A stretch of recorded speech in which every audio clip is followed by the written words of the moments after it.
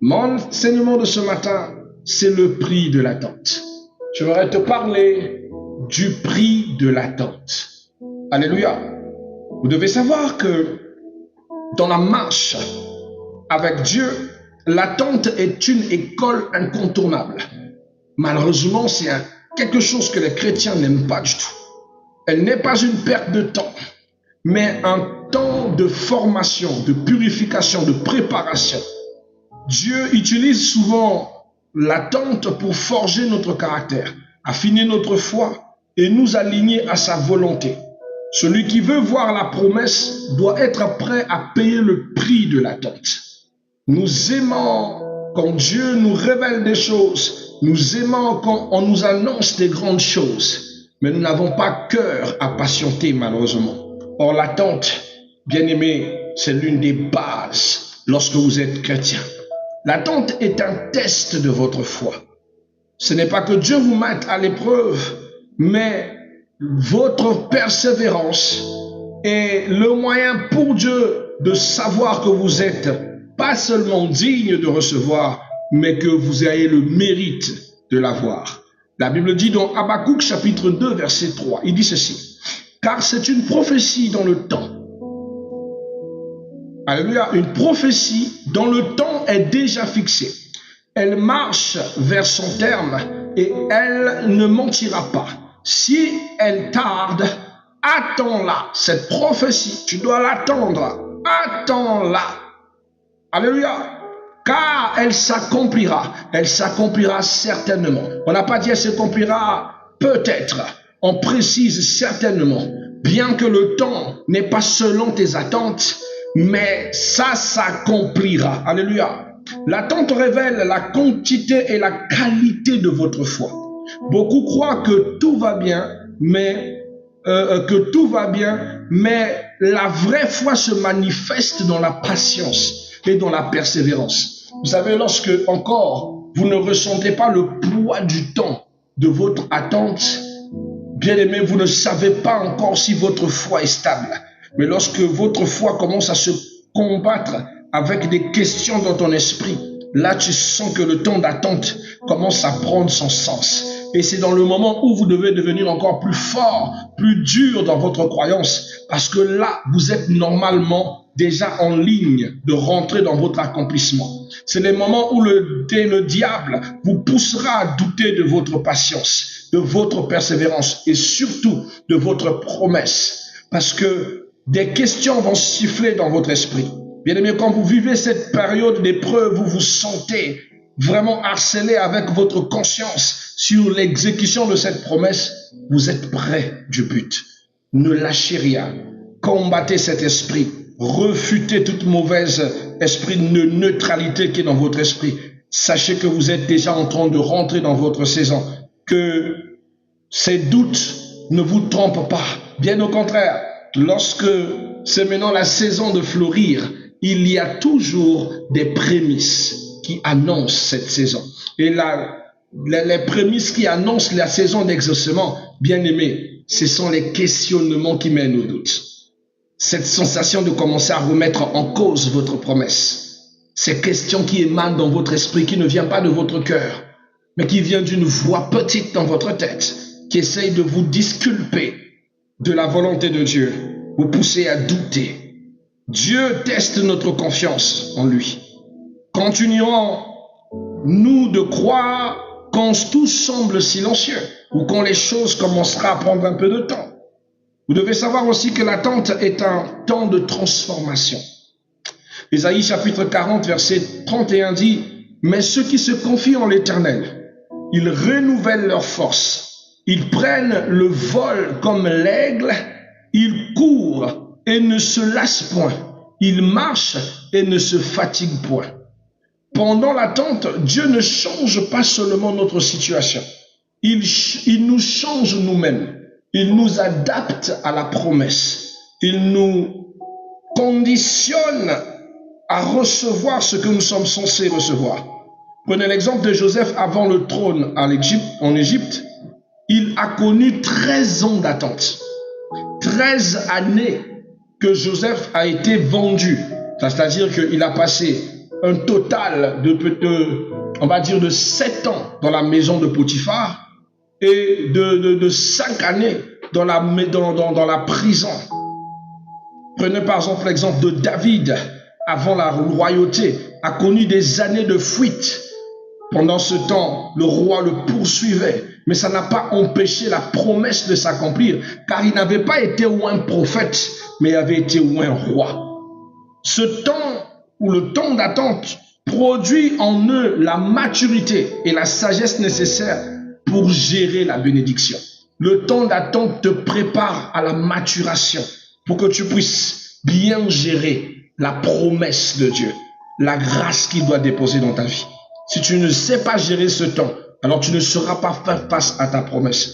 Il y a beaucoup de personnes qui sont rentrées dans leur saison, qui n'ont pas vu leur saison s'extendre parce qu'ils n'ont pas été prêts. Ils n'ont pas suffisamment subi la bonne formation. Pendant l'épreuve, il a bâclé, il a mis la pression à Dieu.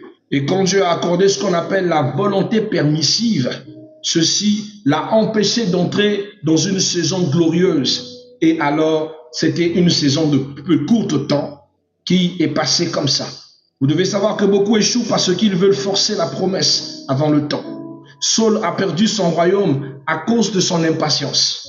L'attente protège contre les décisions charnelles et garde l'homme dans le plan parfait de Dieu.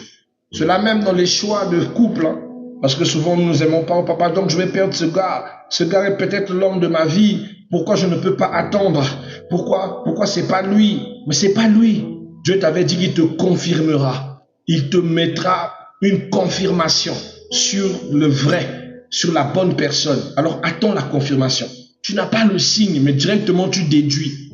Voilà comment tu fais des erreurs. Après, tu commences à dire, oh non, Dieu avait raison, c'était pas le bon, je n'avais pas le signe. J'ai pensé que parce que tu manquais de patience, tu t'es précipité. La quatrième des choses que tu dois savoir, c'est le prix à payer. Le prix à payer pour l'attente, c'est la patience. Il faut apprendre à supporter le silence sans murmurer. C'est-à-dire pendant l'exécution, ne murmure pas, ne laisse pas ton esprit te pousser à douter, te pousser à procrastiner, te pousser à dire « Ah, finalement, cette promesse n'était pas pour moi ». Parce que la moindre petite doute annule toutes les années d'attente que tu as maximisées, toutes les souffrances d'attente que tu as maximisées. Ne laisse pas le murmure prendre le dessus. La deuxième des choses, tu dois rester fidèle, continuer à servir Dieu sans te relâcher. Moi, je m'en souviens qu'un serviteur de Dieu prêchait sur l'église et a dit comment Dieu peut utiliser ce serviteur de Dieu dans la guérison, dans des miracles puissants. Mais Dieu ne lui donne pas une femme à marier. Il ne lui donne pas de beaux conditions de vie comme nous. Ce serviteur doit être maudit ou réclamé. Mais pourtant, quand je suis dans leurs églises, Dieu m'utilise puissamment pour les impacter. Leurs églises sont bénies. Les fidèles connaissent et craignent le Dieu que je sers. Mais ce serviteur, pour lui, parce que je n'ai pas l'abondance qu'il a, peut-être parce que je n'avais pas aussi, j'étais pas marié, alors je n'en valais pas du tout la peine. Mais moi, je sais que mon Rédempteur était vivant ou est vivant. Il m'a promis des choses. Je ne vais pas changer ma croyance parce que je n'ai pas encore eu ce que eux, ils veulent que j'ai. Ou encore ce qu'ils pensent que c'est la complétude dans la vie. J'ai patienté. J'étais face à l'Éternel. Je dis, j'attends que tu me dises qui est la bonne. C'est tout ce qui m'intéresse. Quand Dieu m'a dit, voici celle que tu vas épouser, les choses se sont déclenchées. Et quand je me suis marié, tous ces frères qui se moquaient de mon célibat ont tous passé par le divorce. Tous. Seulement un seul a été épargné. J'ai prié que Dieu touche son cœur pour qu'il retourne à la raison. Et il m'a dit, on se moquait de toi. On disait que tu es maudit. Voilà, l'Éternel t'a dit, mais comment Dieu peut-il m'utiliser pour vous bénir si je suis maudit? Vous voyez comment est-ce que le cœur de l'homme est méchant? Parce qu'il pense que le standard de la vie est selon les attributions des moyens. Or moi, Dieu ne m'utilise pas comme les autres. J'ai envie de te dire que Dieu ne t'utilise pas comme les autres. Dieu ne fera pas de toi comme tout le monde. les voies de l'élévation ne passent pas tous par la même porte. Chacun suit le chemin. Alors reste concentré sur toi. Ne perds pas ta foi. Continue à servir Dieu. Même quand ils m'insultaient et quand ils m'invitaient, j'allais toujours prier dans leur église. Un jour, les fidèles m'ont appelé. Ils m'ont dit, papa, pourquoi tu viens souvent ici? Donne-nous l'adresse de ton église. Parce que ce que nous vivons ici, notre pasteur prêche contre toi quand tu passes. Après avoir béni l'église, fait de grands miracles ici. Le dimanche, il remet à zéro, il te critique. Je pense qu'il est jaloux. Des gens qui ne me connaissaient même pas. Mais s'ils sont arrivés à m'appeler ou encore à me communiquer dans la rue quand on se croise, c'était parce que je faisais bien mon travail. Et malgré qu'il me disait ces choses, quand ce frère-là m'invitait, je partais toujours. Parce que moi, j'étais fidèle au service de mon Dieu. Je ne vais pas refuser d'aller servir Dieu parce que le cœur de quelqu'un est mauvais. Parce que quelqu'un a décidé de me détester. Parce que quelqu'un a décidé de me critiquer. Parce que quelqu'un a décidé de ne pas m'aimer. Non, je continue l'œuvre du Seigneur. Vous devez garder aussi quelque chose en votre cœur, la confiance. Car la confiance sera pour vous une bénédiction et une arme incroyable. Croire même sans voir, tout en sachant que ça va s'accomplir. Peu importe le temps, j'y crois. Même si je n'ai pas encore les signes de lueur, mais j'y crois. Mon Dieu me bénira. Mon Dieu me donnera des enfants. Mon Dieu me donnera ce que mon cœur désire. J'habiterai chez moi. J'achèterai ma maison. Je me développerai. Je ferai un ministère de gloire. Bien-aimés, vous devez y croire. Vous devez y croire et ne jamais douter de cela. Une autre chose, l'humilité. Acceptez que le calendrier de Dieu est le meilleur que le nôtre. Vous devez apprendre à vous dire en vous-même, si Dieu ne l'a pas donné maintenant, c'est qu'il sait pourquoi. C'est que je ne suis pas encore à même de gérer sa grâce maintenant. Alors je suis patient, car le plan de Dieu est la meilleure. Pendant que tous s'étaient mariés et m'insultaient, à chaque fois j'avais des frères pasteurs qui venaient me montrer leur anneau de mariage. Ils me disent, toi c'est le célibat qui règne sur toi. Ils voulaient me décomplexer, ils devaient me pousser au complexe. Mais ils étaient mariés, ils foutaient de la merde. Ils trompaient leurs femmes. Ils trichaient. Ils étaient malheureux dans leur foyer. Ils avaient épousé des tigres et non des femmes. Mais ils voulaient me complexer. Et j'étais en paix. Je les ai dit, mon frère, le mariage c'est le plan de Dieu. Et tant que Dieu lui-même n'a pas décidé pour moi, je ne vais pas aller. J'attends le temps de Dieu. Il me dit, mais même si Dieu décidait, tu as quel argent pour aller épouser? Tu as quel argent pour aller te marier? Ce n'est les âmes que tu as. Tu ne demandes même pas l'argent aux âmes. Tu ne pousses même pas les âmes à te bénir. De fois, on te donne de l'argent, tu refuses. Tu as refusé la voiture à point noir. Tu es quel genre de pasteur? Tu ne sais pas que le pasteur est béni par les œuvres des âmes. Ton cœur, là, c'est ce qui te détruit. Je dis gloire à Dieu. Si c'est ça qui va me rendre, qui me rend tel que je suis, alors nous bénissons le Seigneur. Mais vous savez quoi? Vous savez quoi, mes bien-aimés? L'Éternel ne m'a pas abandonné. Lorsque Dieu m'a présenté mon épouse, nous avons travaillé Dieu. Ça a duré 3 années de préparation. On s'est mariés. Il y avait des gens qui s'étaient mariés avant nous, mais on s'est mariés. On s'est mariés. Et après s'être mariés, Dieu n'a pas cessé de nous bénir. Sa grâce était avec nous. Sa grâce a continué. Aujourd'hui, les années de mariage s'élèvent pendant que tous ceux qui nous critiquaient ont divorcé. On insulté leurs femmes. On traitait leurs femmes de serpents, de je sais pas quoi. Mais nous avons continué et nous continuons à bâtir notre mariage. Parce que mon mariage n'est pas basé sur la vantardisme, mais sur la foi et l'amour et l'attente. J'ai été patient. Et Dieu m'a donné une femme qui a appris à manger le riz blanc et le riz de multiples couleurs avec moi. M'a connu dans la souffrance. Et même quand l'élévation est là, ma femme est avec moi. Ce n'était pas une femme opportuniste. Ça reste quelqu'un qui m'aime tel que je suis. Alors bien aimé, j'ai envie de te dire ceci. Il y a quelqu'un qui te ressemble. Il y a un temps qui te ressemble. Il y a une faveur qui te ressemble.